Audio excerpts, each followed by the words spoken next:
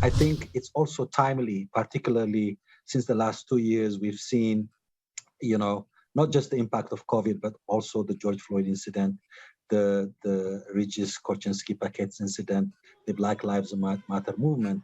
And I think it's a very good time, alignment time, when people are talking about anti-Black racism everywhere, including the workplace. Working While Black is a 90-minute documentary focused on the stories of Black Canadian professionals and the racism that they've dealt with in the workforce. The rationale behind the project was twofold. One is this is one area where we don't talk much about the experiences that Black staff members face in different workplace environments. The documentary was created by the Scarborough-based Taibu Community Health Centre with funding they received from the Ministry of Canadian Heritage. Taibu is a primary care centre for members of the BIPOC community.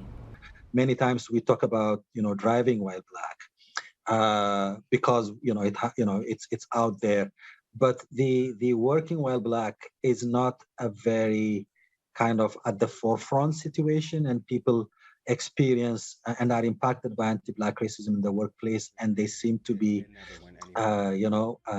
suffering in silence. People felt like their experiences validated by hearing the story of other people and realizing that they're not alone in this, and maybe there is a way of coming together to talk about this very painful experience that people are facing. The documentary includes some coping skills that maybe as Black people in a workplace can find useful in order to manage some of those challenges that they face. Lieben says many organizations have already reached out about the documentary as a tool for change.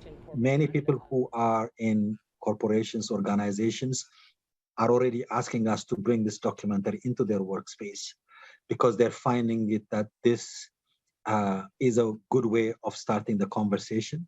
Although most screenings are virtual, there will be an in-person screening on June 30th at Meridian Hall. For more information, you can go to our website, City News, under Extras. For City News, I'm Stella Acquisto.